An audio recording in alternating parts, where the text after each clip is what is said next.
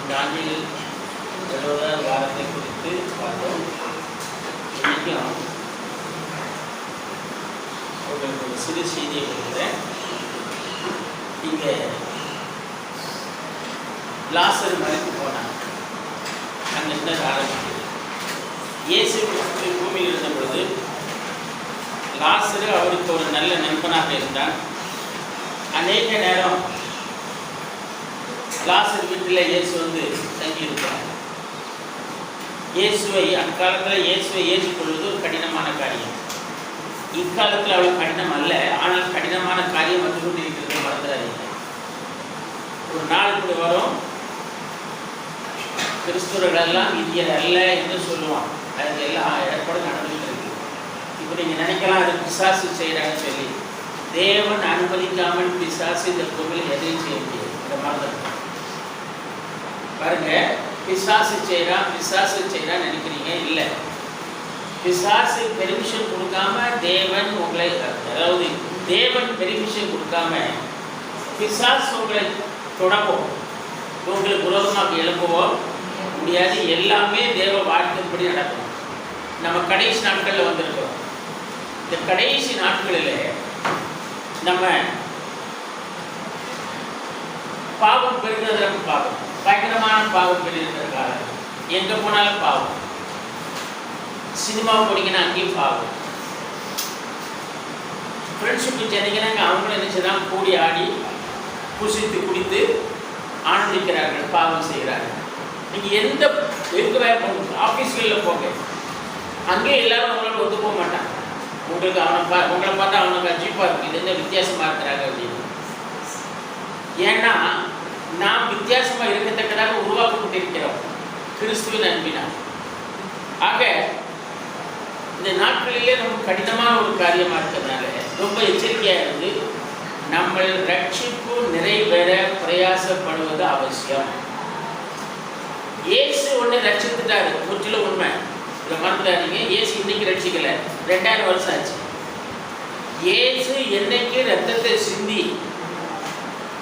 சிலுவையில் இருந்து அடிக்கப்பட்ட பொழுது, காயப்பட்ட பொழுது, ரத்தம் சிந்தி கொண்டிருந்த பொழுது அவர் என்ன சொன்னாரு? பிதாவே இவர்களுக்கு மன்னியும், இவர்கள் செய்வது இன்னதென்று அறியாதிருக்கிறார்கள் என்று சொன்னார். அன்னைக்கே ஒரு பாவம் மன்னிக்கப்பட்டு. ஆனால் அந்த மன்னிப்பை நீ ஏற்றுக்கொண்டிருக்கிறாங்க தான் முக்கியம். நீங்கள் அந்த மன்னிப்பை ஏற்றுக்கொள்ளவில்லை ஆனால் மன்னிப்பு மன்னிப்பாகாது. அவர் மன்னிச்சிட்டார். நீங்கள் ஆண்டவர்கிட்ட போய் ஆண்டவரே என்னை மன்னிக்கன்னு சொல்ல முடியாது. நான் உன்னை மன்னிச்சிட்டேன். ஆனால் அந்த மன்னிப்பை நீ என்ன செய்யணும்? உரிமைப்படுத்தி ஏற்றுக்கொள்ள வேண்டும். தகப்ப ஒருவர் இருந்தால் வச்சுக்கோங்க. அவர் காலந்த ஊரி போனார், பிள்ளைகள் இருக்கிறாங்க. இப்போ அவர் சொத்தை கொஞ்சம் அடமான வச்சுட்டு போயிட்டார், அல்லது யாராவது பயிர் வைக்க கொடுத்துருக்காரு. பயிர் வைக்க கொடுத்துட்டு அந்த இங்கே பயிர் வைக்கிறதுக்கு உள்ள பாட்டை அவங்களுக்கு கொடுக்குறான். இப்போ தகப்பனார் காலம் சென்று விட்டபடியினால் இப்போ சொத்து உங்களுக்கு உண்டு, நீங்கள் வாரிசுரிமைக்காரர். அதே நேரம் நீங்கள் அந்த சொத்தை 12 வருஷத்துக்கு உரிமை கோரவில்லை ஆனால், சட்டம் 12 வருஷத்திற்கு நீங்கள் உரிமை கோரவில்லை ஆனால், அல்லது அந்த நிலத்துக்கான பாட்டம்னு சொல்றாங்களே ராயல்டி, அது நீங்கள் வாங்கவில்லை ஆனால், அல்லது அதற்கு விரோதமாக போலீஸ் ஸ்டேஷன்லேயோ அல்லது கோர்ட்லேயோ ஏதாவது ஒரு சட்டப்பூர்வமான பெட்டிஷன் தாக்கல் செய்யவில்லை என்றால் 12 வருஷம் கழிச்சு அந்த சொத்துக்கு யாருக்காயிரும்? வயதுங்க. புரியுதா? Same thing. இன்னைக்கு இதே தான். இயேசு 2000 வருஷத்துக்கு முன்னாலே உன்னை ரட்சித்துட்டார். ஆனால் இந்த ரட்சிப்பை நீ என்ன செய்யல? கிளைம் பண்ணல. அந்த உரிமையை நீ மீட்டெடுக்கல. அல்லது உரிமைக்காக நீ போராடல. அந்த உரிமைக்காக நீ போராடினால் அது உன்னுடையது இல்லையா? பேங்க்ல பைசா இருக்கு, அப்பா இருந்துட்டார், வாரிசு சைடு கொண்டு வந்து கொடுத்தீங்கன்னா பைசா கொடுப்பான். நீங்க அது செய்யலைன்னா பணம் கொடுக்க மாட்டான். அவனுக்கு தேவை என்னது? நீ வாரிசுதாரரா? அப்போ நீ வாரிசுதாரனுக்கு நீங்க ப்ரூவ் பண்ணணும். அப்ப விசுவாசம். யுவர் ஃபெய்த், உங்க விசுவாசம் தான் அதை செய்து. விசுவாசிக்கிறவனுக்கு எல்லாம் கூடும். பைபிள் வசனம் இருக்கு, விசுவாசிக்கிறவனுக்கு எல்லாம் கூடும். பைபிள் போய் சொல்லாது. அப்போ மனுஷன் விசுவாசிக்க மாட்டான். அவிசுவாசம் என்பது பெரிய பாவம். சபைக்கு போகலாம், வரலாம், பாடலாம், பிரேயர் பண்ணலாம், இது எல்லாம் செய்து கூட உங்களுக்கு அவிசுவாசம் என்ற ஒன்று இருக்குமானால் அது எதுவுமே கிரியை செய்யாது. அதனால முதல்ல என்ன செய்யணும்? உடனே ஆண்டவர்கிட்ட சரண்டர் பண்ணி அந்த விசுவாசத்தை பெற்றுக்கொள்ள வேண்டும். அந்த விசுவாசத்தை அவர் தான் ஒன்றில் ஆரம்பிக்கிறார். படிச்சிருக்கீங்களா? யூதாவில் இருக்கு ஒரு வசனம், விசுவாசத்தை, யூதா இல்லை, எபிரேயர் 12:1 நினைக்கிறேன். எபிரேயர் 12:1 படிக்க. சாட்சிகள் நம்மை சூழ்ந்து கொண்டிருக்க பாவமான யாவற்றையும் நம்மை சுற்றி நெருங்கி நிற்கிற பாவத்தையும் தள்ளிவிட்டு விசுவாசத்தை துவக்குகிறவரும் முடிக்கிறவருமாயிருக்கிற இயேசுவை நோக்கி நமக்கு நியமித்திருக்கிற ஓட்டத்தை பொறுமையோடு ஓட கடப்போம். அது முக்கியம். நாம் அதை தான் செய்ய மாட்டோம். சர்ச்சுக்கு போவோம், வரி கொடுப்போம், காணிக்கை கொடுப்போம், தசம்பாக வைப்போம். ஆனால் என்ன செய்ய மாட்டோம்? தன்னை ஒப்பு கொடுக்க மாட்டோம். ஒன்னில் அந்த விசுவாச ஓட்டத்தை அவர் ஆரம்பிக்கணும்னா நீ ஒன்னை முதல்ல விட்டு கொடுக்க வேண்டும். நீ ஒன்னை விட்டு கொடுப்பாயானால் அவர் உன்னில் வந்து அந்த விசுவாச ஓட்டத்தை ஆரம்பிச்சாருன்னா முடிவு பரியந்தம் நீ என்ன செய்யணும்? அந்த ஓட்டத்தில் ஓடணும். பாதியில் போனா முடிஞ்சது முழுசுமா. அதனால தான் பைபிள் சொல்லுது, முடிவு பரியந்த நிலை நிற்பவனே ரட்சிக்கப்படுவான். இது ஒன்றும் மேட்சிக் இல்லை. பாஸ்டர் ஜெபம் பண்ணாரு, உடனே அவனுக்கு அப்படியாச்சு இப்படியாச்சு, மேட்சிக் இல்லை. இல்லை, இந்த காலத்தில் ஜனங்கள் வார்த்தையை பார்க்காம ஒரு மனுஷனை பார்க்குறாங்க. நீங்கள் ஒரு மனுஷங்கிட்ட வர இருக்கிறது உண்மை. ஆண்டவர் மனுஷரை கொண்டுதான் கிரியை செய்கிறார்கள் உண்மை. ஆண்டவர் ஆவியா வந்து அப்படியே தின்னவங்கிட்ட கிரியை செய்வதல்ல. ஒரு மனிதனை கொண்டு அவர் பேசுகிறார். ஒரு மனிதனுக்கு குணமாக்கும் வரத்தை கொடுத்து அதை கொண்டு அவர் குணமளிக்கிறார். ஒரு மனிதனுக்கு பிசாசை துரத்தும் வரத்தை கொடுத்து பிசாசை துரத்துகிறார்.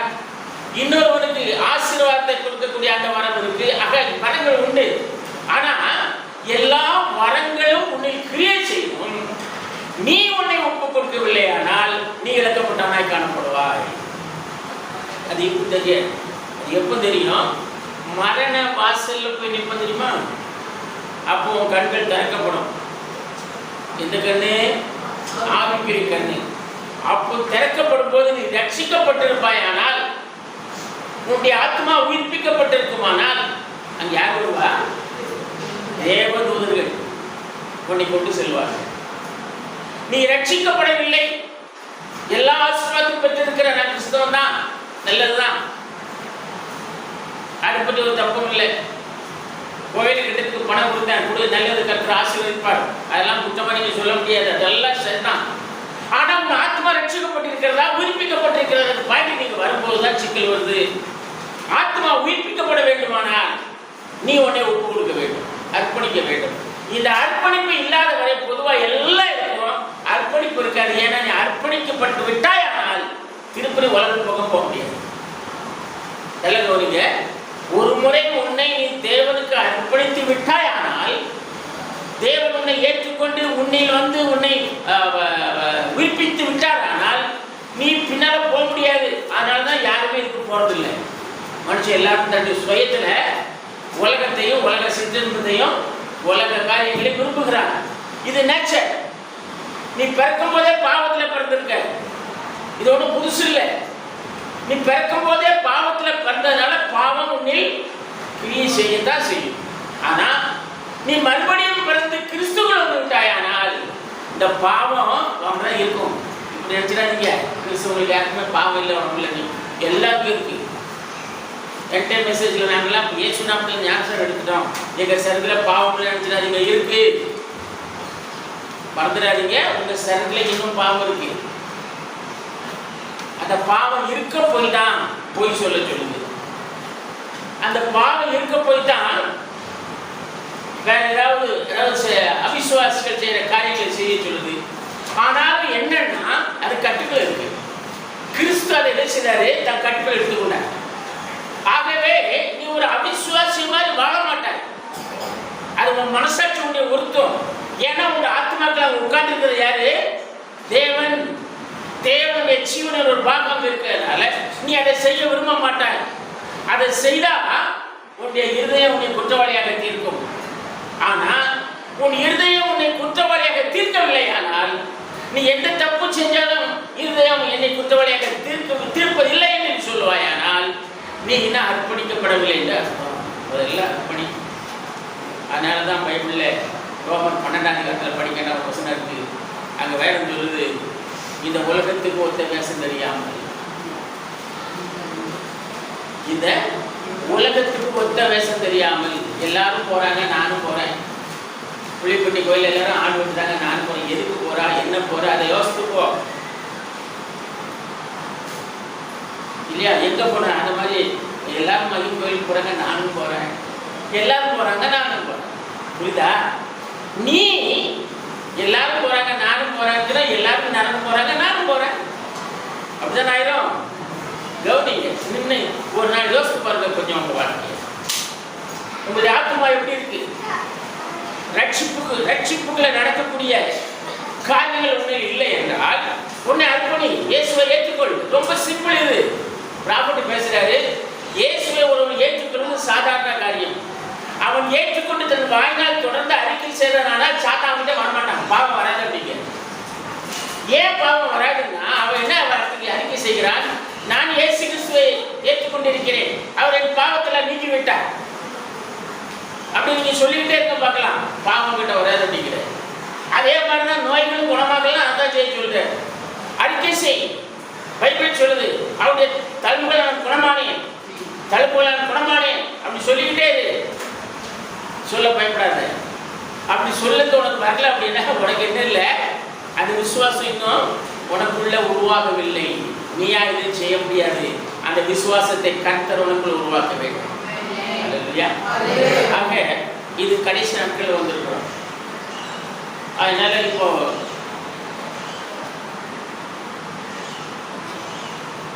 சிஸ்டர்ஸ் மீட்டிங்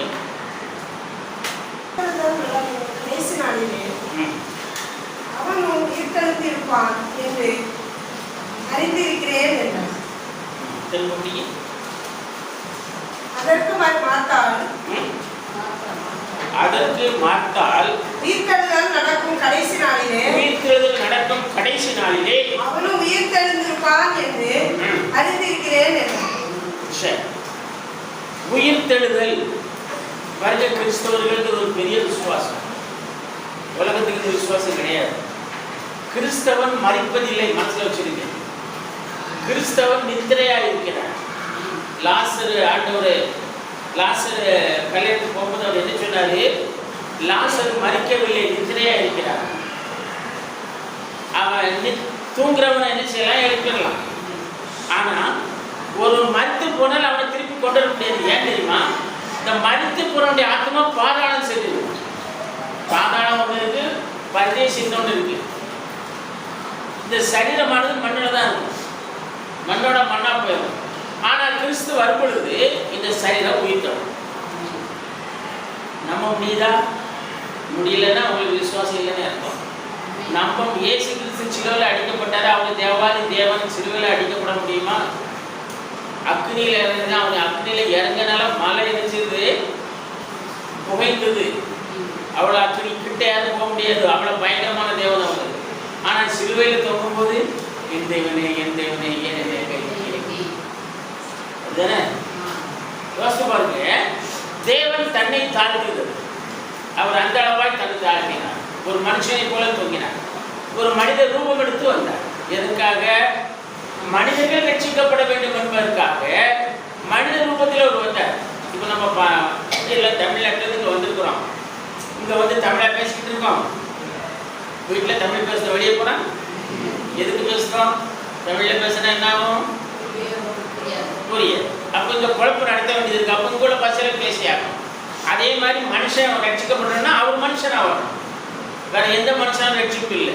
ஆகவே தேவனே மனிதனான சரி, இப்போ பாருங்க, இப்போ மரியாள் இங்க மார்த்தாள் மரியாள் 2 பேர் இருக்காங்க, அக்கால தங்கச்சி இல்லையா? மரியாள் மார்த்தாள், இவங்களுக்கு ஒரு சகோதரர் இருக்கான், அவங்க பேரு லாசர். இப்போ இவங்க வீட்டுக்கு இயேசு அடிக்கடி வராரு. அந்த காலத்துல நான் இதை சொல்ல போறேன் அப்படி அந்த காலத்துல இயேசுவை ஒருவன் வீட்டில் ஏற்றுக்கொள்வது என்பது ஒரு முடியாத காரியம். ஏன்னா இயேசுவை ஒருவன் வீட்டில் ஏற்றுக்கொண்டால் அவனை சபையில் இருந்து நீக்கி விடுவார்கள். ஊர்ல யாரும் அவங்ககிட்ட பேச மாட்டாங்க. பல காலத்தில் பழக்கம் இருந்துச்சுன்னா, நம்ம ஊர்ல இருந்துச்சு, நம்ம கிராமத்தில் இருந்துச்சு, இப்பவும் இருக்க ரொம்ப தெரியாது, ஆனால் இருந்தது பல காலத்தில். ஊரில் கூடி பேசுவாங்க 4 பேர். அப்போ என்ன செய்வாங்க, இவன் ஊர் பேச்சு கேட்கல, ஊருக்கு வரி கொடுக்கல, இவனை ஒதுக்கி வைக்கல, இவன் ஊர் கட்டில் தண்ணி இருக்கக்கூடாது, யாரும் இவங்கிட்ட பேசக்கூடாது அப்படிமா. அந்த காலத்தில் அந்த மாதிரி கட்டுப்பாடு யூதர்கள் வச்சிருந்தாங்க.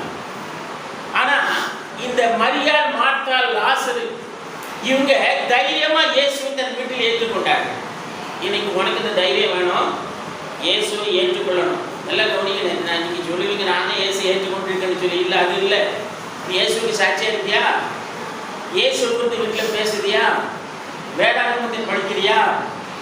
மற்றவங்களுக்கு இயேசு கிறிஸ்துவை எடுத்து சொல்றியா? இதெல்லாம் நீங்க செய்யலைன்னா நீ இயேசுவை ஏற்கனவே அர்த்தம். இயேசு உனக்குள்ள இருந்தால் உன்னால் சும்மா உட்கார முடியாது. அவர் நினைச்சு வருவீங்க, எங்கேயாவது கொண்டு போவார், யாருக்காவது போய் சுவிசேஷம் சொல்ல வைப்பார். இயேசு உனக்குள்ள இல்லைன்னா ஒன்று நல்லா தூங்குவோம். எத்தனை பேர் தினம் பைபிளாக இருக்கீங்க? நிறைய பேர் பைபிளே படிக்கிறது இல்லை. பைபிளே படிச்சாருக்கிட்ட எந்த பரிசுத்த கிரியை செய்யும்? யோசிச்சு பாருங்க. மனுஷன் உலகத்தில் இருக்கும், நமக்கு சாப்பாடு தேவை, நல்ல காய்கறிகள் பழங்கள், அது போதாக்குறைக்கு சிக்கன் மட்டன் சாப்பிடுதாமா இல்லையா? உடம்பு ரொம்ப கம்ஜூரி ஆகிடுச்சு, கை காலெல்லாம் உழையுது, இப்பெல்லாம் வலிக்கு. இப்போ என்ன செய்யணும்? மட்டன் எதுக்கு? சரீரத்துக்கு. சரியா? இதை அப்படியே மாற்றி பாருங்க. உங்களுடைய ஆவிக்கு, உங்களுடைய ஆத்மாவுக்கு அது மட்டனில் திருப்தி ஆகாது. உங்களுடைய ஆத்மா மட்டன் சாப்பிடாது இல்லையா? காய்கறி சாப்பிடாது, பழங்களை சாப்பிடாது. அது இந்த சரீரத்துக்கு மாத்திரம்தான். ஆனால் உங்கள் ஆத்மாவுக்கு தேவையான உணவு என்னது? தேவனுடைய வார்த்தை. இந்த வார்த்தையே நம்மளால படிக்க முடியலன்னா உனக்குள்ள இருக்கிற ஆத்மா வியாதியாகி ஒன்றும் இல்லாமல் போய் கடைசியில் மறிச்சு போகும். பாவம் செய்த ஆத்மா சாகும். நிறைய சொல்லுவாங்க ஆத்மா சாக முடியாது, ஆத்மா சாகாதும்பாங்க. ஆத்மா சாகுன்னு பைபிள்ல வசனம் இருக்கு. பாவம் செய்த ஆத்மா சாகும். அப்போ நம்ம என்ன செய்யணும்? அனுதினமும் வேதத்தை வாசித்து, அனுதினம் அவர் சமூகத்தில் உட்கார்ந்து செபித்து, எந்த பாவங்களும் உங்களை மேற்கொள்ளாதபடி, எந்த எதிரிகளும் உங்களை மேற்கொள்ளாதபடி ஆண்டவரே எங்களுக்கு பாதுகாப்புலாம் இருக்கணும். தாவீது எடுத்து பாருங்க, இருக்கு எக்ஸாம்பிளா. சங்கீதத்தில் எத்தனை இடத்துல அவன் பாடலாம் பாருங்க. எத்தனை பேர் சங்கீதம் படிக்கிங்க? தினம் சங்கீதம் தினம் படிங்க ஜெபத்துக்கு முன்னால. அதில் தாவீது சொல்றான் பாருங்க, அவனுக்கு எவ்வளவு பிரச்சனைகள் வருது. ஆக இவன் நான் இருக்கிறது சொல்றேன் அப்படின்னா, அப்படி நீங்க இருந்தால் கிறிஸ்துக்குள்ள இருக்கீங்கன்னு அர்த்தம். அதெல்லாம் இல்லாம சர்ச்சுக்கு போறேன் அதுக்கப்புறம் மறுவாரம் தான் பைபிளை தேடுதேன்னா கண்டிப்பா பாஸ்டருக்கு மேல குற்றம் சொல்ல முடியாது. பாஸ்டர் பரிசனம் தான் பண்ணுவார். கிரியை செய்து பரிசுத்த பரிசுத்தை உனக்குள்ள கிரியை செய்ய நீ அவருக்கு தேடணும் இல்லையா? சரிதான் நான் சொல்றது.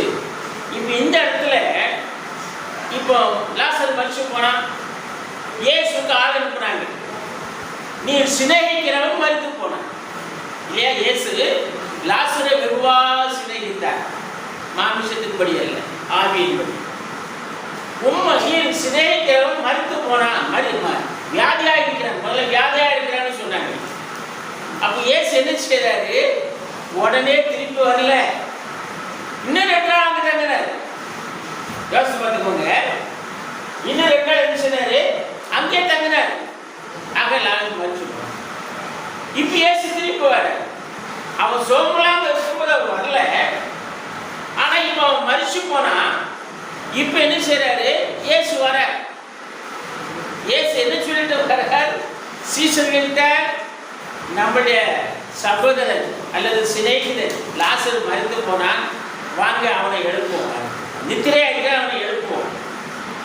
அப்போ அதுல திதுவு என்கிற தோமா என்ன சொன்னா தெரியுமா? வாங்க வாங்க நாமளும் கிடைச்சது மறிக்கணும் அப்படி, அதாவது தமாஷா பேசினான். இப்ப ஏசு எல்லாம் வந்து வராங்க. வரும்போது மரியாதை இருக்கிறா, மார்த்தா இருக்கிறா. மார்த்தா கிட்ட ஏசு சொல்ற, பயப்படாதம்மா. ஏசு அவனை நோக்கி, உன் சகோதரன் உயிர் தெழுந்திருப்பான், பயப்படாத. உன் சகோதரன் இப்ப மறிச்சிருக்க, அவன் சகோதரன் அவன் உயிர் தெழுந்திருப்பான், பயப்படாதே. அப்படிதானே? உயிர் தெழுந்திருப்பான்னு அர்த்தம் தெரியுதா உங்களுக்கு? இதுல ரெண்டு வேர்டு பைபிள் இருக்கு. உயிர்ப்பித்தல், உயிர் தெழுதல். ஒண்ணு உயிர்ப்பித்தல், இன்னொன்னு உயிர் தெழுதல்.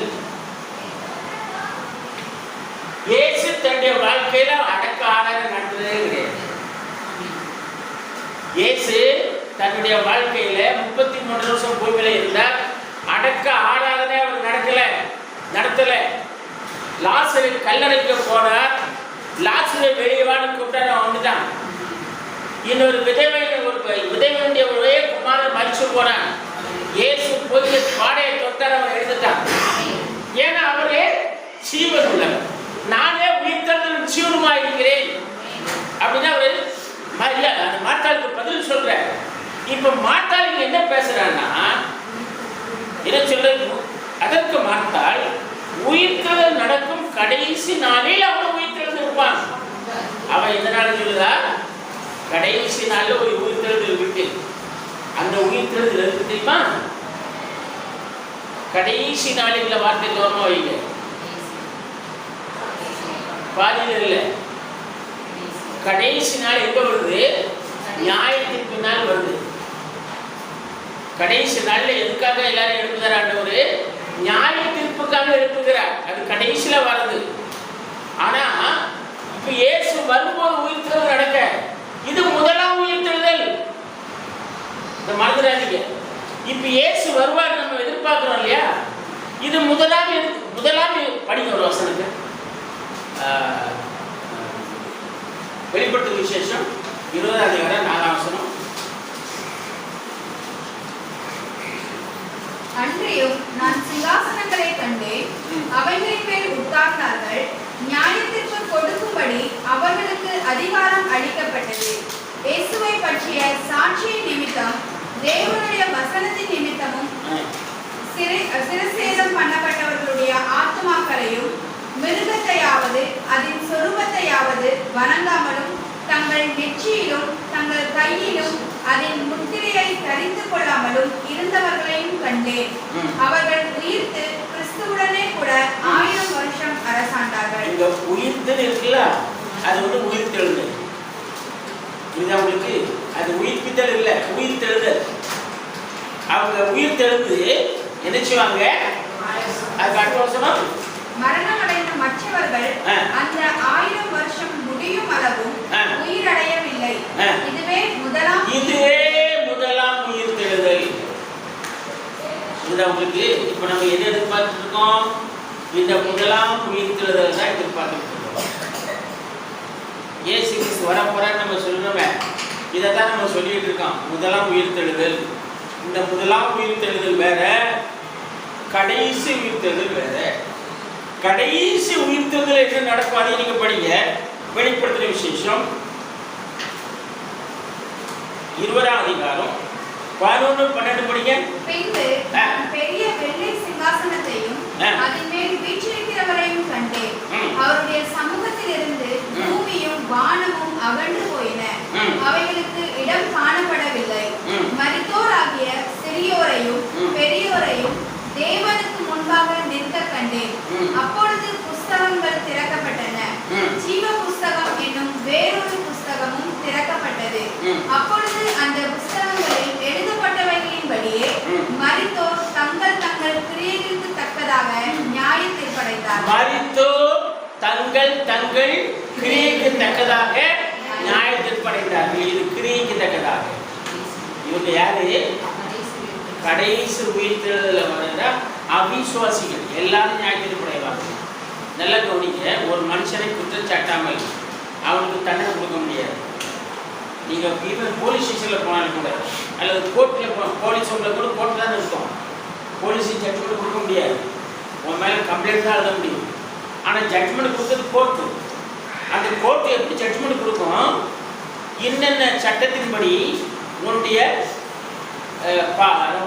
குற்றம் நிரூபிக்கப்பட்டபடினா இந்தந்த சட்டப்படி உனக்கு இத்தனை வருஷம் தண்டனை. எதுக்கு அதை வச்சுருக்காங்க? அப்போ ஒரு மனுஷனை நியாயம் தீர்க்காமல் அல்லது நியாயம் விசாரிக்காமல் அல்லது அவனுடைய என்ன செய்ய விசாரணை பண்ணாமல் யாரும் என்ன செய்ய இருக்க முடியாது. புரியுதா உங்களுக்கு? சேம் திங் இங்கே எங்கள் பைபிள் என்ன சொல்லுது? இது வெள்ளை சிங்காசனம் உட்கார்ந்துருக்கு. வெள்ளை சிங்காசனம் உட்கார்ந்துருக்கிற அப்படிதானே? அவருடைய சமூகத்திலிருந்து பூமியும் வானமும் மறைந்து அகன்று போயிட. பூமியும் தெரியல, வானமும் தெரியல. ஆனா ஜனக்கூட்டம் நிற்கிறாங்க, பெரும் ஜனக்கூட்டம். சரியா? அடுத்த எங்க என்ன சொல்றது பாருங்க. மரித்தோராகிய பெரியோரும் சிறியோருன்னா வயசுல மூத்தவங்களும் வயசுல சின்னவன்னு அர்த்தம் இல்லை. பெரியவர்னா பூமியில பெரியவர் யாரு? Chief minister, prime minister, president, மத தலைவர்கள், பெரிய பெரிய சீஃப் பாஸ்டர்ஸ், யாரா இருந்தாங்க பெரியவர்கள். புரியுதா உங்களுக்கு? சிறியவர்கள் தான் நம்மளே ஒரு சாதாரண ஜனம். அன்னன்னைக்கு கஷ்டப்பட்டு உழைச்சி ஏதோ சாப்பிட்டு நம்ம ஜீவியத்தை போகிறப்படி சிறியவர்கள். அதனால் நீங்கள் வயசுல மூத்தவங்க வயசுல சின்னவங்க இல்லை.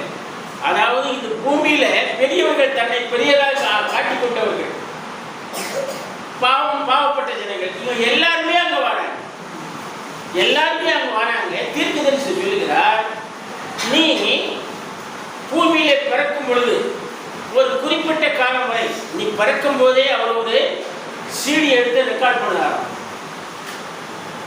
கொண்டதில்ல, உங்களுக்கு வாசி அமைக்கலாம். ஒரு சீடி எடுத்து ரெக்கார்ட் பண்ற.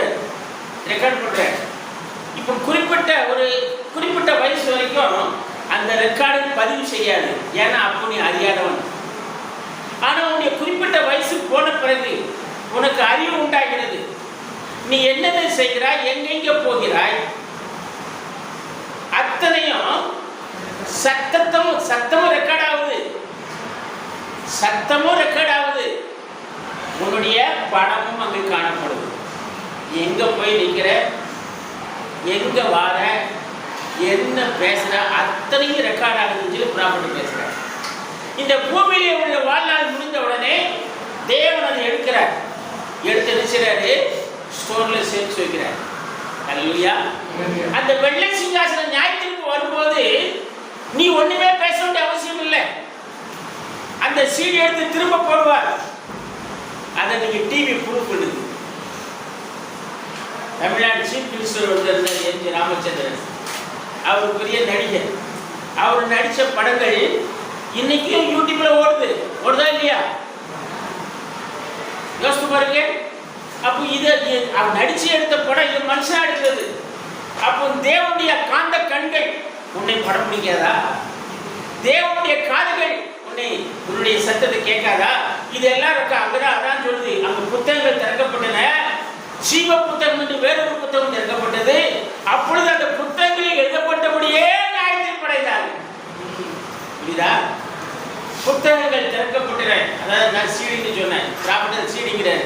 இங்க தமிழ்ல புத்தகம் எழுதியிருக்கு. அது என்ன புத்தகம்? அந்த புத்தகம் தான் எல்லாம் எழுதியிருக்கு. நீ எப்போ பிறந்தாய், எங்கே வளர்ந்தாய், என்னென்ன பாவங்கள் செய்தாய், எந்தெந்த வீட்டுக்கு போனாய், எந்தெந்த வீட்டுக்கு வந்தாய், இவர்கள் எல்லாம் இருக்கு. ஆக நீ தப்பிக்க முடியாது. ஆனா நீ இயேசுவை ஏற்றுக்கொள்வாயானால் இயேசுவின் இரத்தம் சகல பாவத்தை நீக்கி சுத்திகரிக்கும். அல்லேலூயா. இயேசுவின் இரத்தம் அதுல விழுந்துச்சுன்னா அது என்ன ஆயிடும்? எல்லாம் வாஷ் அதாவது கிளீன் பண்ணிடுவார். திரும்ப உன்னுடைய பாவத்தை எங்க போட்டாரா? ஒரு பாவம் ரத்தாம்பர சிவப்பா இருந்தாலும் என்னவா பனியை போல வெண்மையாக மாறும் சொல்லியிருக்கு. எப்போ இயேசுவின் ரத்தத்தில் விழுந்து. புரியுதா உங்களுக்கு? அப்போ நீங்க இயேசுவை ஏற்றுக்கொள்ளும் போது ஒரு ரத்தத்தினால கல்வி சுத்திகரிக்கிற பைபிள் வசனம் இருக்கு. மேற்குக்கும் கிழக்குக்கும் எவ்வளவு தூரமோ அவ்வளவு தூரத்திற்கு உன் பாவத்தை எரிஞ்சிட்டார் அப்படிங்கிற. மறுபடியும் கடலையே போட்டுட்டார். உனக்கு ஞாபகம் இருக்கும், அன்னைக்கு நான் போய் சொன்னேன், நீ இயேசுக்கு ஞாபகம் இருக்கேன், ஏன்னா மறுபடி கடலில் போட்டார். அல்லேலூயா. உதாரணம் சொல்லிட்டா பைபிள் இருந்து ஆபிரகாம் போய் சொன்னானா இல்லையா? சொன்னான். சாரா அவிசுவாசப்பட்டாளா இல்லையா? பட்டா. ஆனா புதிய ஏற்பாட்டில் எபிரேயர்ல 11ஆம் வசனத்தில் எழுதியிருக்கிறது பார்த்தீங்களா? அங்கே எங்கேயாவது அந்த ஆபிரகாம் போய் சொன்னான்னு எழுதியிருக்கா? சாரா அவிசுவாசப்பட்ட எழுதியிருக்கா? மோசே மலையை பார்த்து அடிச்சான்னு எழுதியிருக்கா? இது எல்லாம் மறைஞ்சு போச்சு. எப்படி? அவர் மரணிக்கடலில் போட்டாரு. அல்லேலூயா. ஏன்னா அவங்க எல்லாருமே தேவனை அண்டிக் கொண்டிருந்தவர்கள், தேவனுடைய தீர்க்கதரிசிகள். புரியுதா உங்களுக்கு? ஆகவே அவர்கள் பாவங்கள் எல்லாம் கழுவப்பட்டு விட்டன பழைய ஏற்பாட்டில். புதிய ஏற்பாட்டை எவ்வளவு சிறப்பாக பாருங்க. அப்ப இயேசு நிமித்தம் பாவத்தை கழுவு எவ்வளவு உறுதி, எவ்வளவு நிச்சயம். ஆனால் மனுஷன் அதை ஏற்றுக்கிட மாட்டேங்கிறான். அது ஏற்றுக்கிறது ஒரு விருப்பம் இல்லாமல் போகுது. இதுக்கு காரணம் என்னன்னா, இந்த உலகம் உலக ஆசை. ஆனால் இந்த உலகத்தை நீ வெறுக்கணும், கிறிஸ்துவையும் நேசிக்கணும். அப்படிதான் அந்த ஸ்தானத்துக்கு வர முடியும். சரி, நம்ம விஷயத்துக்கு வருவோம். பாருங்க, இப்ப இந்த வெள்ளை சிங்காசனம் வெள்ளை சிங்கம் நிற்காங்களே, இவங்க எல்லாரும் எதுக்கு நிற்கிறாங்க? நியாய தீர்ப்புக்கு நிற்கிறாங்க. இதை இயேசு கிறிஸ்து மத்தேயு 26 அதிகாரத்தில் சொன்னார். பாருங்க, மத்தேயு 26 படிங்கப்போ. மத்தேயு 25:31 படிங்க. அன்றையும் மனுஷகுமாரன் தமது மகிமை பொருந்தினவராய் சகல பரிசுத்த தூதரோடும் கூட வரும்போது தமது மகிமையுள்ள சிங்காசனத்தின் மேல் வீற்றிருப்பார். அப்பொழுது சகல ஜனங்களும் அவருக்கு முன்பாக சேர்க்கப்படுவார்கள். மெய்ப்பனானவன் செம்மறியாடுகளையும் வெள்ளாடுகளையும் வெவ்வேறாக பிரிக்கிறது போல அவர்களை அவர் பிரித்து செம்மறியாடுகளை தமது வலது பக்கத்திலும் வெள்ளாடுகளை தமது இடது பக்கத்திலும் நிறுத்துவார். அப்பொழுது மகிமையுள்ள சிங்காசனம் உட்கார்ந்திருக்கிறார். அப்ப என்ன செய்வாரு? எல்லாரும் கூட்டி சேர்க்கப்படுவார். அப்ப ரெண்டு எப்படி பிரிக்கிறாரு? இடது பக்கமும் வலது பக்கமும் அப்படிதானே இருக்கு. ரெண்டா பிரிக்கிறார். நீங்க இதுக்கு போனோமா? அந்த இடத்துல போகும்போது எத்தனை பேர் போனோம்? ஆசை செய்தி உங்களுக்கு தெரியும்னா நீங்க அங்க போக வேண்டிய அவசியம் இல்லை. அதுக்கு உங்களுக்கு சம்மந்தமே கிடையாது. நியாய தீர்ப்புல மனவாட்டி நிற்க மாட்டார். 3 சபை. ஒன்று மனவாட்டி சபை. இந்த மனவாட்டி சபையில நம்ம பேரஞ்செல்லாம் சொல்லலை. மனவாட்டினா இயேசுவை சொந்தமா ரட்சகரை ஏற்றுக்கொண்ட உண்மையான விசுவாசிகள் கூட்டம். அதான் மனவாட்டி சபை. இது வெளிப்படுத்துதல் 2:3 இருக்கு. 4ஆவதுல எடுத்துக்கொள்ளப்படுது. புரியுதா? அங்க 7 கால சபை பற்றி 7 கால சபைகளை பற்றி பேசியிருக்கோம். அந்த 7 கால சபையில 7 தூதர்களை பற்றி பேசியிருக்கோம். அந்தந்த தூதர்களை செய்து கேட்டு ரட்சிக்கப்பட்ட அந்த கூட்டம் 4ஆவது முதல் வருஷம் எடுத்துக்கொள்ளப்படுதல் பேருது. இவங்களுக்கு உபத்திரமும் கிடையாது, நியாயத்திற்கும் கிடையாது. பூமியில நெருக்கம் இருக்கும். ஆனா அந்த உபத்திர காலம் என்று ஒன்று பைபிள் இருக்க, அந்த உபத்திரவ காலம் உங்களுக்கு கிடையாது. அது 3 வருஷம் உபத்திர காலம், அதுல இவங்க போக மாட்டாங்க. அதே நேரம் இன்னொரு சபை இருக்கு. இந்த சபை இது பேசி சபை என்று அழைக்கப்படுகிறது. இது சொன்ன நன்றி வருவீங்க. இதைதான் ஸ்தாபன சபை ப்ராப்பர்ட்டி பேசுறேன். இந்த சபை எங்க இருக்குன்னா வெளிப்படுத்தின விசேஷம் 17ஆவது படிச்சோம். இது போக இன்னொரு சபை இருக்கு. அந்த சபைக்கு பேரு யூத வைதிக சபை. இந்த சபை இருக்கு வெளிப்படுத்தின விசேஷம் 12ஆவது அதிகாரத்தில் இருக்கு. புரியுதா உங்களுக்கு? இப்ப நீங்க எந்த சபையில இருக்கீங்க?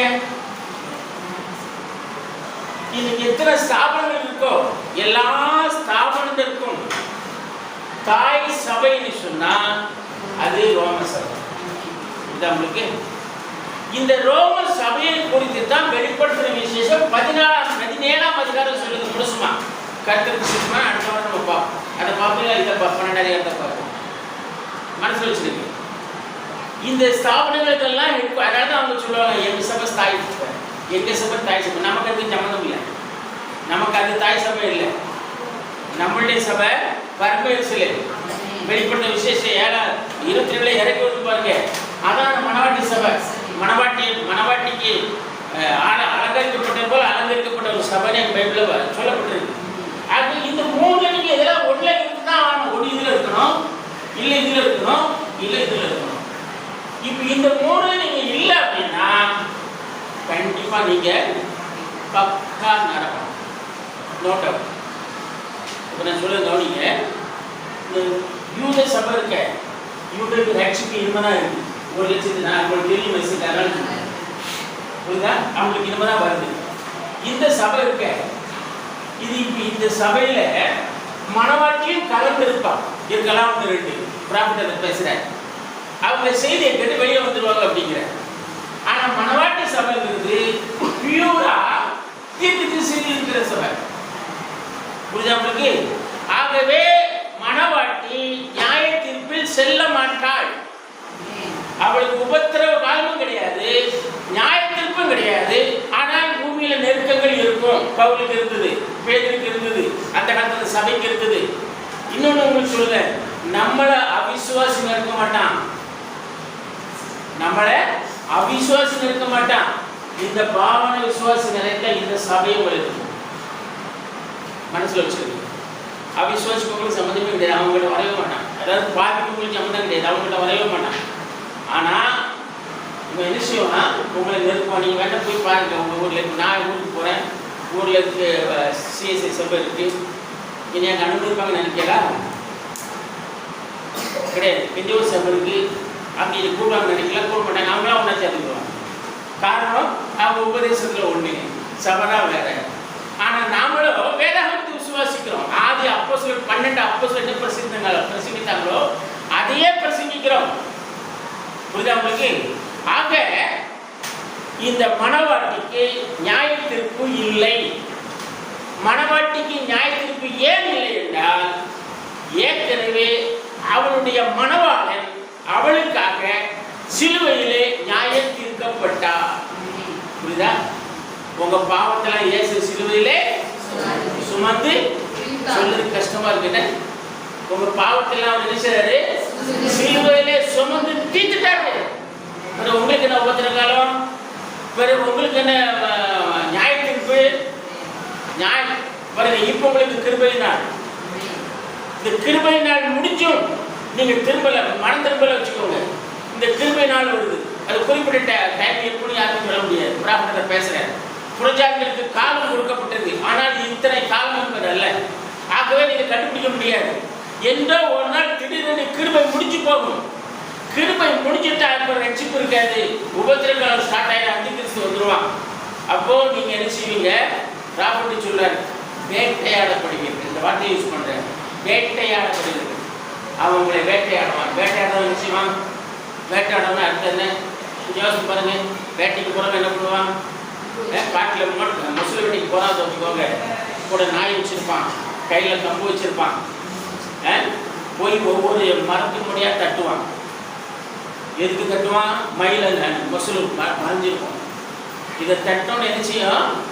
மொசல் ஓடும் இல்லையா? நாய் விடுவான், கம்பு கொண்டு எறிவான். புரியுதா? வேட்டை. புரியுதா? அவன் உங்களை வேட்டையாடுவான்னு. அதுக்கு முன்னே என்ன செய்யுங்க? கிறிஸ்துவுக்குள் ஒன்றாய் கொள்ளுங்க. இன்னும் காலத்தை வேண்டாம் பாருங்க.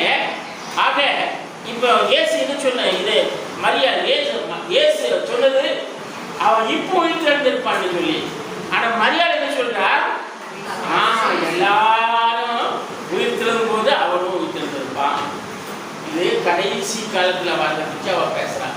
அதனால இயேசு அடுத்த வசனத்தை சொன்னாரு, இது தஞ்சப்படிங்க. இயேசு அவனை நோக்கி, நானே உயிர்த்தெழுதலும் ஜீவனுமாய் இருக்கிறேன். என்னை விசுவாசிக்கிறவன் மரித்தாலும் நானே உயிர்த்தெழுதலும் ஜீவனுமாய் இருக்கிறேன். நான் உங்களுக்கு சொன்னேன், உயிர்த்தெழுதல் உயிர்ப்பித்தல். நீங்க இப்பவே உயிர்ப்பிக்கப்படணும், இப்பவே நீங்க உயிர்ப்பிக்கப்படணும். உயிர்த்தெழுதல் பின்னால வருது. நீங்க மறிக்கலாம், உயிர்த்தெழுதல் கிடையாது. நீங்க இந்த உயிர்ப்பிக்கப்பட்ட சரீரத்துல மரமாய் போயிருவீங்க. இப்ப பாருங்க, உயிர்ப்பித்தலுக்கு இருக்க பைபிள் வசனம் இருக்கிறீங்க. எஃபேசியர் 2:1 நினைக்கிறேன். அப்படியே எஃபேசியர் 2:1. அக்கிரமங்களினாலும் பாவங்களினாலும் மரித்தவர்களாய் இருந்த உங்களை உயிர்ப்பித்தார். அக்கிரம கிரியைகளினாலும் பாவ கிரியைகளினாலும் நம்ம எப்படி இருந்தோமா? அக்கிரமங்களினாலும் பாவங்களினாலும் மரித்தவர்களாய் இருந்தோம். இது எதை குறித்ததா? உங்க ஆத்மா மரிச்சு போயிருந்தது, சரீரம் இல்லை. உங்க ஆத்மா மரிச்சு போயிருந்தது பாவத்தினால. உங்களுடைய அக்கிரமத்தான பாவம் மரிச்சு போயிருந்தது.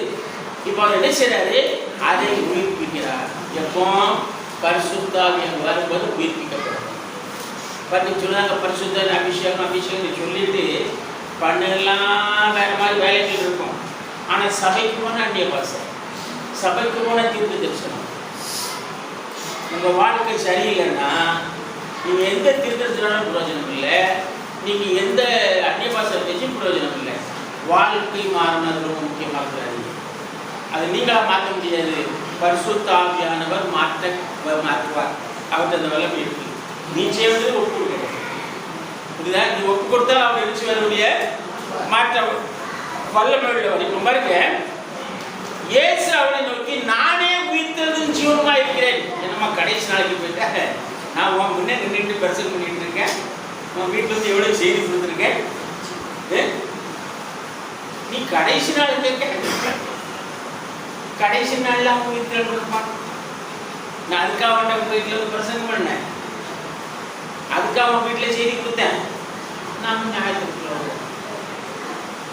நீ ஞாயிற்றுக்குள்ள ப்ராப்பராக செய்தி பேசிக்கிட்டு இருக்கேன்னா நான் ஞாயிற்றுக்குள்ள போன நினைக்காதீங்க.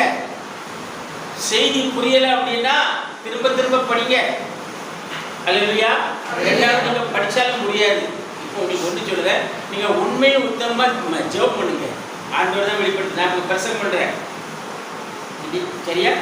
ஆனால் இது எல்லாம் உங்களுக்கு நான் எப்படி சிந்தனைக்கு அப்படியே புரியும் நினைக்கிறீங்களா? ப்ராப்பர்ட்டி பேசுகிறாரு, அதை நானும் கேட்குறேன் படிக்கிறேன். ஆனால் அப்படியே என் மண்டையில் ஏறுன்னு நினைக்கிறா? ஏதோ கொஞ்சம் மண்டையில் ஏறணும். அதே மாதிரி நான் பிரசங்கம் பண்ணணும், ஏதோ கொஞ்சம் உங்கள் மண்டையில் ஏறணும்.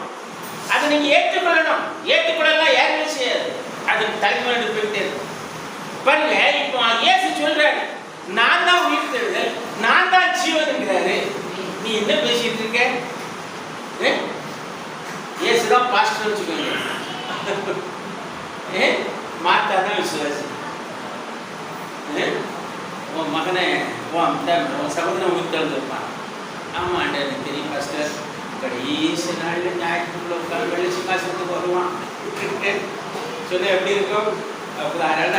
நானே உயிர்த்தெழுதலும் ஜீவனுமா இருக்கிறேன். எங்க போயிட்ட? கடைசி நேரத்துக்கு முன்னால நிக்கிற உயிர்த்தெழுதலும் ஜீவனும். ஹல்லேலூயா. உயிர்த்தெழுதலும் தேவனுடைய ஆவி உயிர்ப்பிக்கிறது. என்னுடைய வார்த்தை ஆவியாலும் ஜீவனுமா இருக்கிறது, சரிதானே? ஆகவே இயேசு அங்கே உயிர்த்தெழுதலும் ஜீவனுமாக நின்று கொண்டிருக்க, மாத்தா என்ன செய்தா? கடைசி நாள் யோசிக்க, புரியுதா? கடைசி நாளில் ஞாயிற்றுக்குள்ள நிற்கும் போது உங்களுக்கு திரும்ப இன்னொன்று, கடைசியில் ஞாயிற்றுக்கு பேட்டிக்கு வச்சுக்கோங்க. அங்கே உங்களுக்கு திரும்ப கிடையாது, அங்கே நீ ஜெபம் பண்ண முடியாது, அங்கே ரெக்வஸ்ட் பண்ண முடியாது, முடிச்சு போச்சு காலம். நீங்கள் இந்த சரீரத்தில் இருக்கிறவர் தான் மனம் திரும்ப முடியும். இந்த சரீரத்துக்கு போயிட்டீங்கன்னா அதுக்கப்புறம் மனம் திரும்ப சான்ஸே கிடையாது. ஒரு பானையை பயம் வணைக்கிறான், பானை சரியாக வரல, திரும்பவும் மண்ணை எடுத்து மிதிக்கான், திருப்ப அதை வணையிறான், சரியாக வரல, திருப்பியும் போட்டு மிதிக்கான். ஆக அவன் சிந்தனையில் என்ன விதமான பாத்திரமாக இதை வணைய வேண்டும் என்று இருந்தானோ அந்த விதமாய் வரும் வரை அவன் அதை நினைச்சான், தண்ணி ஊற்றுதான், மிதிக்கிறான், பிழைக்கிறான், திரும்ப செய்கிறான். ஆனால் ஒரு முறை அதை செய்துட்டு அதை சூட்டில் தீயில வச்சுட்டான் அப்படின்னா திருப்ப அதை இன்னொரு பானையாக அணைய முடியாது. அது முடிவு என்ன? உடைக்கணும், ஓட்டாங்கனியாக உடைச்சி ஓட்டாங்கனியாக தான். யோபு கொட்டகடி வச்சு தானே பண்ணிட்டுருக்கா. அதுக்கு ஒரு நம்மூர் பாஷையில் லோக்கல் பாஷையில் கொட்டகடி, பைபிளில் வேறு மாதிரி எழுதிருக்கும். சரி இருக்கணும் பாருங்க. அப்போ இன்னைக்கு இந்த சடத்தில் இருக்கிற வரைக்கும் உங்களுக்கு என்ன உண்டு? சமயம் உண்டு. அதனால தான் இன்றைய ரட்சணை நான் காலத்திற்சே நீங்கள் கவலைப்படாதீங்க. நானே உயிர்த்தெழும் ஜீவனாக இருக்கிறேன். என்னை விசுவாசிக்கிறவன் மரித்தாலும் பிழைப்பார். சரிதானே? என்னை விசுவாசிக்கிறவன் மரித்தாலும் அவன் செத்து போனாலும் பிழைப்பான். என்னை விசுவாசிக்கிறவனுக்கு என்ன கிடையாது? மரணம் கிடையாது. அவன் மரிச்சலை எந்திரிப்பான். அதே நேரம் உயிரோடு இருந்து என்னை விசுவாசிக்கிறவன் என்றென்றைக்கும் மரியாமல் இருப்பான். அல்லேலூயா.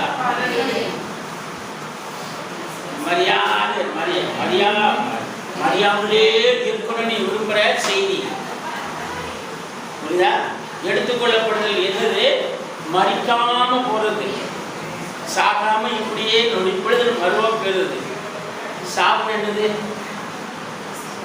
சாவு பயமா இருக்குமா? சிலருக்கு போதிப்பாங்க, நமக்கெல்லாம் ரத்த சாட்சியம் நம்ம மறிக்கணும், அதெல்லாம் ஒன்றும் செய்யாது. நம்மளை ஒரு பட்டயத்துக்குள்ள வெட்டினாலும் என்ன ஆயிடுமா? நம்ம மயங்கிடுவோம், வலிக்காது. பசங்களுக்கு கேட்டதுக்கு நான் போய் சொல்லலை.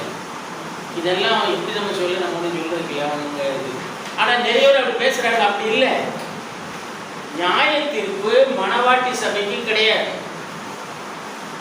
மணவாட்டி சபை வெள்ளை சிங்கம் நியாய தீர்ப்பு நிற்க போறது இல்லை. ஆனால் மணவாட்டி என்ன செய்வா? உலகத்தை நியாயம் தீர்ப்பாள். படிக்க 1 Corinthians 6 2 வசனம் படிக்க பார்ப்போம்.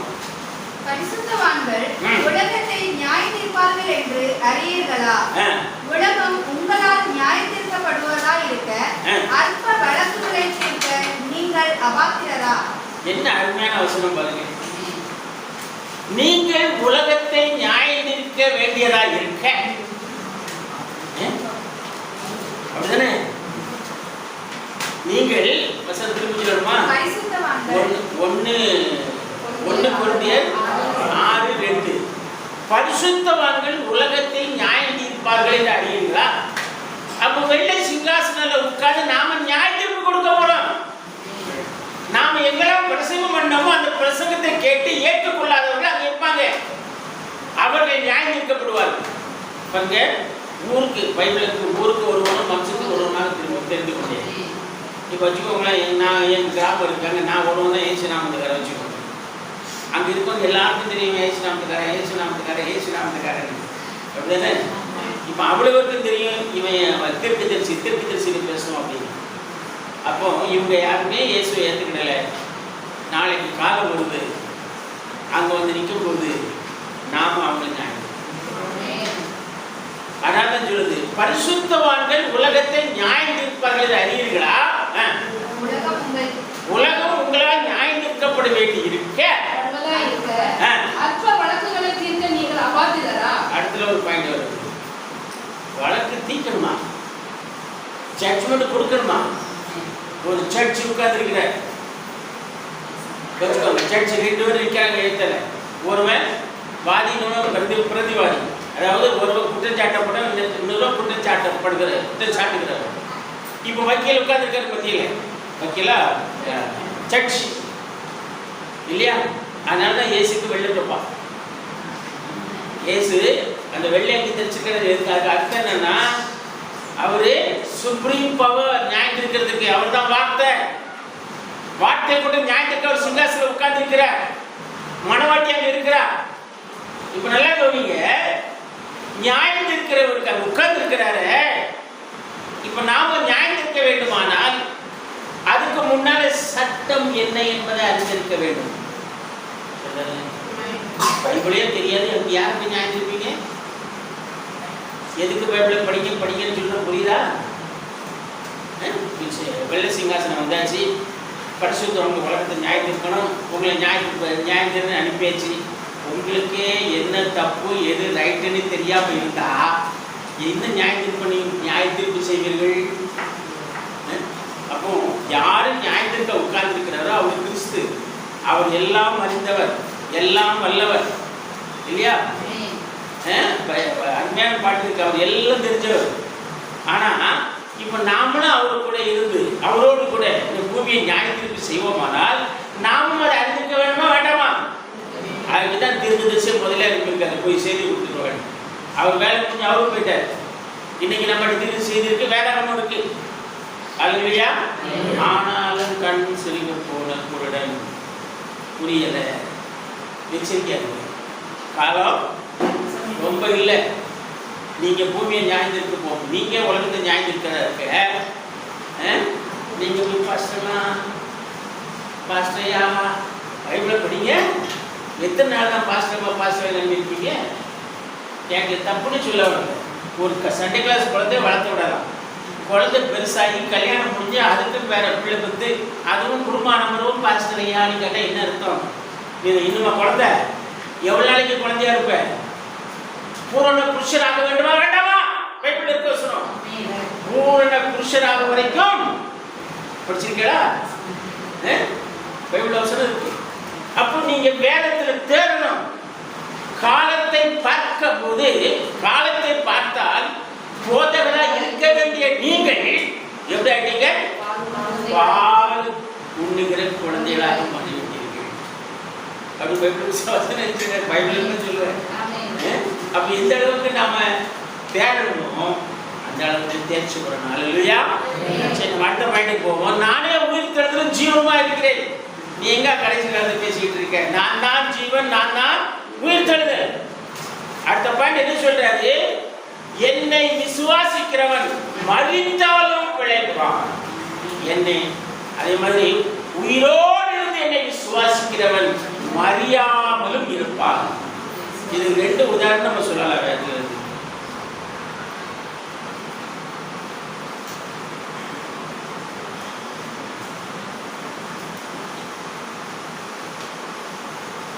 படிங்க.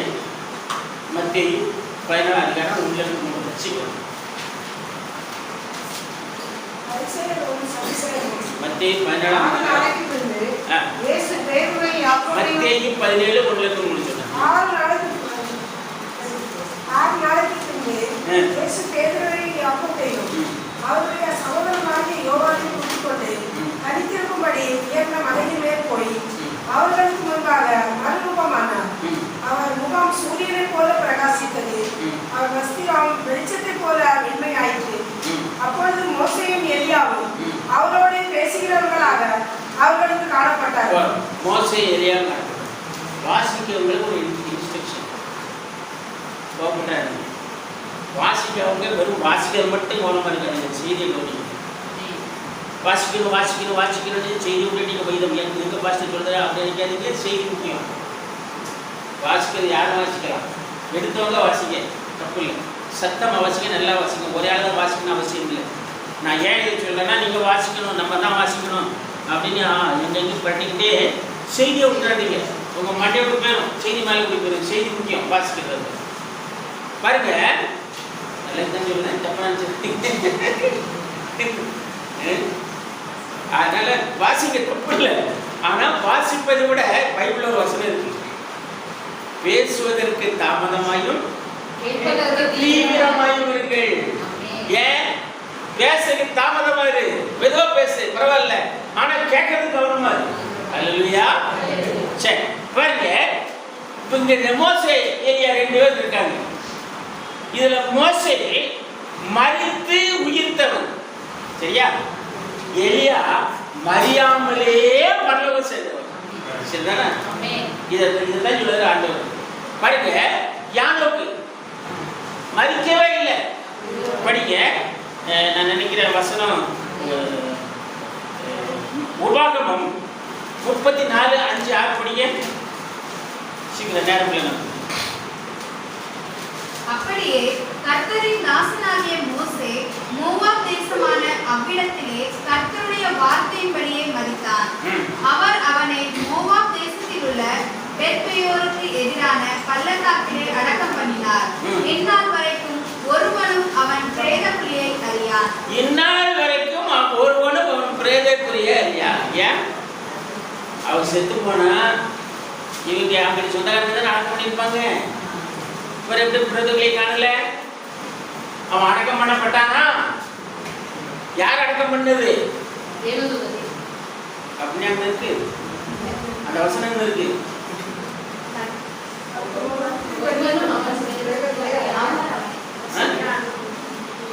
அடக்கம் பண்ணது யாரு? அவனை மோசே அடக்கம் பண்ணது யாரு? அவர் அவனை இப்ப நான் கேட்கேன், அவர் யாரு? அவரு கர்த்தர். கர்த்தர் அடக்கம் பண்ணுவாரா? கர்த்தர் அடக்காலம் நடத்துவாரா? புரியுதா உங்களுக்கு அர்த்தம்? அவன் ஒரு தப்பு செய்யணும். என்ன தப்பு செய்யணும்? கண்மலையை பார்த்து பேசினாங்க ஆண்டவர். அவனுக்கு கோபம் தாக்கல. சர்ச்சில் இருக்கவங்கள சேர்ந்து எனக்கு டென்ஷன் கொடுத்தீங்கன்னா என்னைக்கெல்லாம் ஒரு நாள் நான் நினைச்சுவேன், டென்ஷன்ல பேசிடுவேன். வீட்டில் போய் தப்பு பண்ணிட்டு போயிட்டேன். புரியுதா உங்களுக்கு? அவனை அவர்கள் விசனப்படுத்த முடிகிறார். அவன் மனம் பதறி பேசினான். தெரியுமா? அதை செய்யறாங்க, இதை செய்யறாங்க, அதை போடாங்க, இதை போடாதாங்க, இதெல்லாம் பேசுறாங்க. எல்லாருக்கும் அவனுக்கு டென்ஷன் கொடுத்துட்டாங்க. தண்ணி இல்லை, தண்ணி இல்லை, அதுக்கு வழியில பெரிய பேச்சு பேசுறாங்க. தீர்க்க தெரிசியா ஊழியக்காரன். அவன் என்ன செய்யறான் பாருங்க, இப்ப உங்களுக்கு தண்ணி கொடுக்கறா இல்லையான்னு சொல்லி பம்ப எடுத்தான். கோபத்துல நேரம் போனான். வாங்கி ஒரு 2 அடி அடிச்சான் பாருங்க மலையை. கண்மலை பிளந்து ஆறாய் தண்ணி ஓடுது. உடனே ஆண்டவர் அங்க வந்தாரு. மோசே, நான் உன்னை கண்மலையை பார்த்து பேசத்தான் சொன்னேன், நீயோ உன்னையே மகிமைப்படுத்திக் கொண்ட. புரியுதா உங்களுக்கு? இந்த 2 அடி அடிச்சா பாருங்க, இதுல இருந்து ஒரு உபதேசம் வந்தது. பிரணாம் கிறிஸ்துங்கிறது யோசிச்சுக்கோங்க. சாத்தா எவ்வளவு தந்திரசாலியா இருக்கா நீ. ஏன்னா கிறிஸ்து 2 முறை அவன் மலையை அடிச்சான். கண்மலை 2 முறை அடிச்சான். கிறிஸ்து கண்மலை அவர் 2 திருப்பு அடிக்கப்பட்டான். ஒரு திருப்பு சிலுவையில் அடிக்கப்பட்டார், ஒரு திருப்பு பிரணாம் அடிக்கப்பட்டார். இப்படி கொண்டாந்தாங்க. ஆனா இன்னைக்கு அந்த உபதேசம் அழிஞ்சிடுச்சு. நாம் நின்றுட்டு இருக்கோம். நான் இதெல்லாம் உங்கள்கிட்ட விளக்கமா சொல்லலை, விளக்கமா சொல்ல தேவையும் இல்லை. பயந்துருவீங்க பாருங்க. அப்படி எக்கச்சக்கமான உபதேசம் வந்துக்கிட்டு போய்கிட்டு இருக்கு. இப்போ மோசே அவர் அடக்கம் பண்ணல. அவர் அடக்கம் பண்ணினாருன்னா அவருக்குள்ளே எங்க அடக்கம்? அவரே உயிர்த்தெழுதல், அவரே ஜீவன். அவர் எங்க அடக்கம் பண்ணுவாரு? யோசித்து பாருங்க கொஞ்சம். அதனாலதான் அந்த கல்லறை யாரும் அறியல். இதுக்கு அர்த்தம் என்னன்னா, மோசேயுடைய சரீரத்தை தேவன் அவனுடைய மனைவியோ பிள்ளைகளோ அல்லது வேற யாருக்கும் கொடுக்கல. அந்த சரீரம் இப்ப படிங்க. யூதா தானே? யூதா 9ஆம் வசனம்.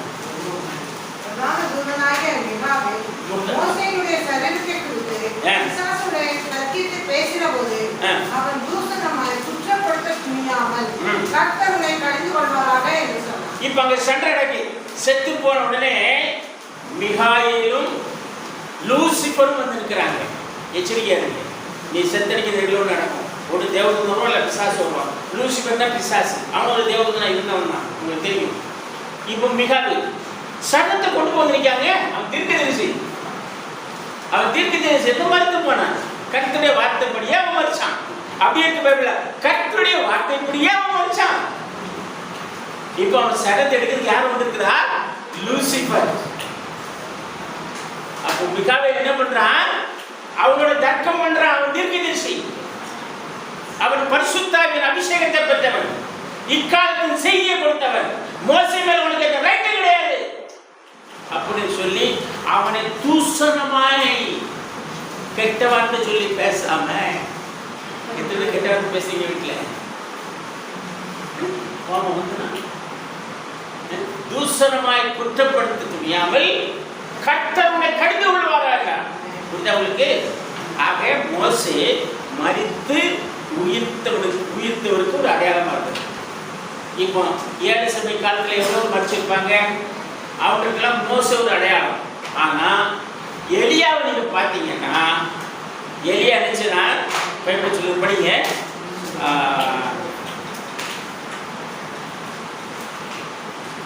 2 ராஜா 2:11.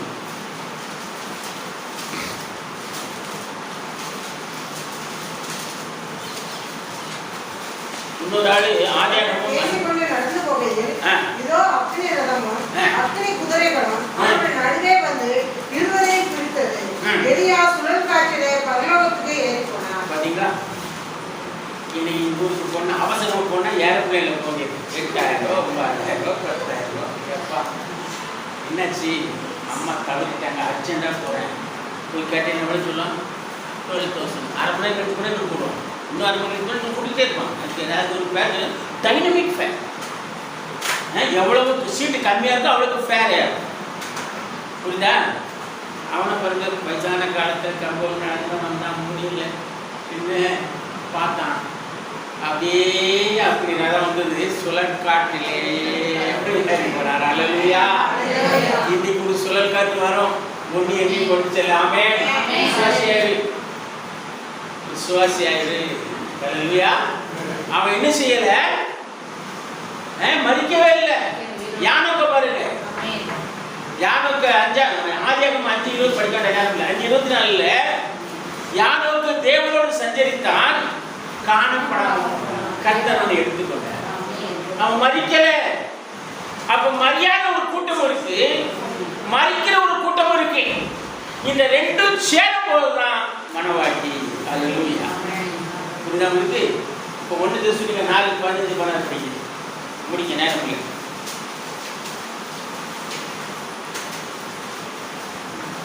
1 தெசலோனிக்கர் 4:15. ஏனெனில் கர்த்தர் தாமே ஆரவாரத்தோடும் பிரதான தூதனுடைய சத்தத்தோடும் தேவ எக்காளத்தோடும் வானத்திலிருந்து இறங்கி வருவார். அப்பொழுது கிறிஸ்துவுக்குள் மரித்தவர்கள் முதலாவது எடுத்திருப்பார்கள். பின்பு உயிரோடு இருக்கும் பாருங்க, கிறிஸ்துவுக்குள் மரித்தவர்கள். சரியா? இந்த வசனத்தை எல்லாரும் படிப்பாங்க. டினாமினேஷனும் படிக்கும், நாமளும் படிக்கும், பெந்தேகோஸ்தேக்காரனும் படிக்கும், சிஎஸ்ஐக்காரன் மெத்தடிஸ்ட்காரனும் படிக்கும். ஆனால் யார் கிறிஸ்துவுக்குள் மரித்தவர்கள்?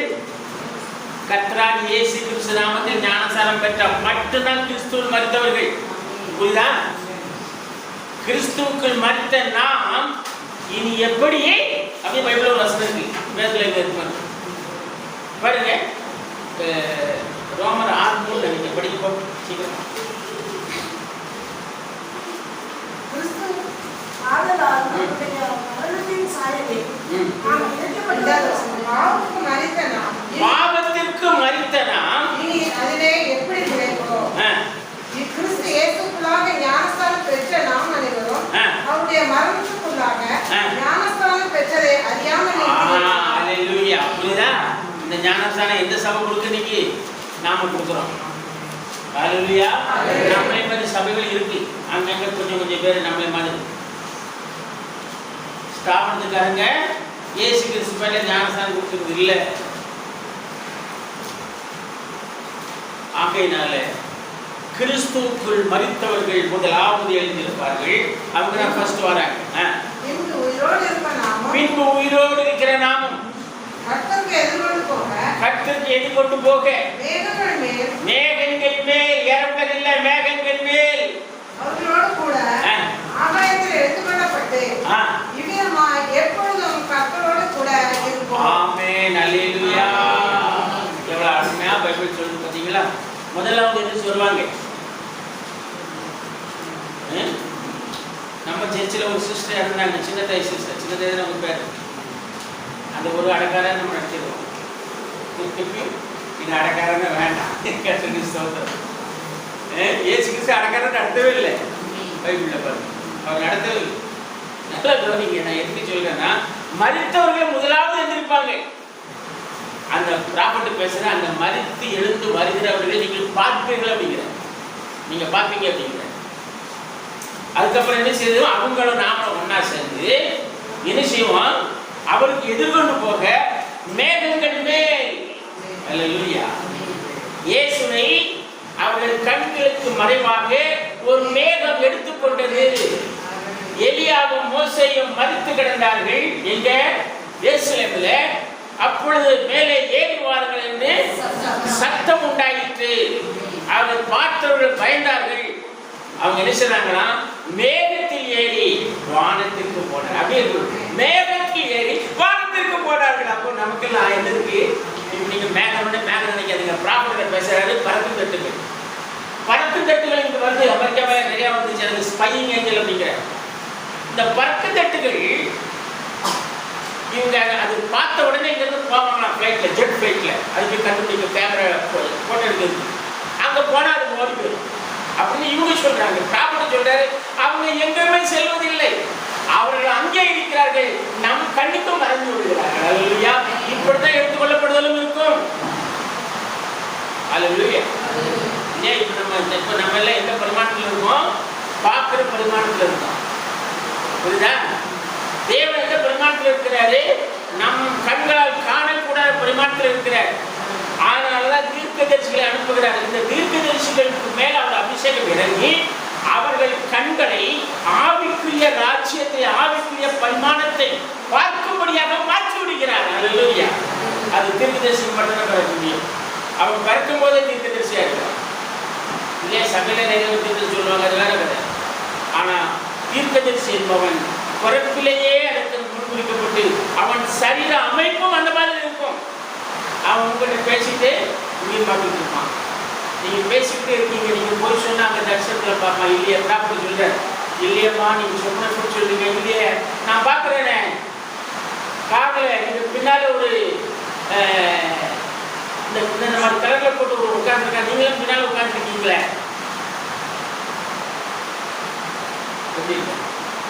புரியுதா உங்களுக்கு? அவரு இப்போ நம்ம இது மட்டும் தான் பார்க்கணும். பிசிக்கல் ரியாலிட்டி பேரு, அதாவது பார்க்கக்கூடிய இது. ஆனால் அவர் அந்த பக்கத்தையும் பார்க்குறாரு. இதுதான் அவருடைய விசேஷம். அவர் உடைய ஆண்டவர் படைச்சதே அப்படி. ஆகையினால தீர்க்கதரிசிக்கிட்ட எவனும் கிட்ட நிற்க முடியாது. தீர்க்கதரிசி தேவன் அபிஷேகம் பண்ணப்பட்ட ஒரு தீர்க்கதரிசி இருப்பவன் தேவனை போலவே இருப்பான். இதை மனசில் வச்சுக்கானா அவன் தேவன் இல்லை. இது ஒரு சின்ன உதாரணம் சொல்றேன். மல்கியால ஒரு வசனம் இருக்கு, நான் கர்த்தர் நான் மாறாதவர். யார் சொன்னா? மல்கியா சொன்னார். மல்கியா கர்த்தரா? மல்கியா மாறாதவரா? அப்போ மல்கியா கொண்டு பேசுறது யாரு? என்ன தைரியமா பேசுற பாருங்க, நான் கர்த்தர் நான் மாறாதவர். தஸ்ஸைதலா அனந்திருக்கிறது. ஆகையினால அதோட நீங்க பாருங்க, உயிர் அதாவது இதை விசுவாசிக்கிறவன் மரித்தாலும் கிடைப்பான். உயிரோடு இருந்து என்னை விசுவாசிக்கிறவன் மறியாமல். இப்ப நாம மறியாம இருக்கோம், மரணம் வராமல் ரொம்ப சந்தோஷம். ஆண்டவர் சீக்கிரம் வந்தா நல்லது. உங்களுக்கு கொஞ்சம் பயமுறுத்த போறேன். 1977 யூதர்களுக்கு 70வது ஜூபிலி முடிஞ்சு போச்சு. 1977 70வது ஜூபிலி முடிஞ்சு போச்சு. ப்ராப்பர்ட்டி சொல்றேன், நான் சொல்லலை. அவர் எந்த கணக்கு சொல்ல எனக்கு தெரியாது. சொல்லுங்க உங்களுக்கு அப்படியே சொல்லுங்க. வேண்டாம் சொல்லுங்க, வாசிக்கலாம். இப்போ மொட்டரில் அடுத்த கேட்டீங்கன்னா சொல்லுங்க, வாசிக்கலாம். அவர் சொல்றது ஒரு ஜூபிலிக்கு 50 வருஷம், 50வது வருஷம் ஜூபிலி பெண்டேகாஸ்ட். இப்போ இந்த 77க்கு 50 கூட்டினா என்ன ஒரு பார்க்கலாம்.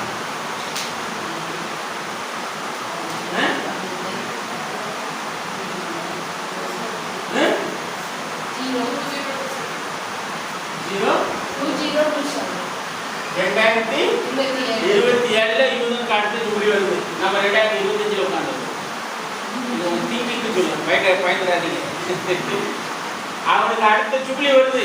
அதனால தான் ப்ராப்பர்ட்டி சொல்ல 1977 இன்னும் நடக்க போகுதுனாரு. ஏன்னா அவங்களுக்கு ஜூபிலி அப்படி சொல்லிட்டு கடைசியில் என்ன சொன்னாரு, நான் இதை தீர்க்க தரிசனமா சொல்லலை, நான் சில கணக்குகளை பார்த்து ஒரு அபிப்பிராயத்தை சொல்லுவேன் அப்படின்னா. அதே மாதிரி இதையும் சொன்னார்.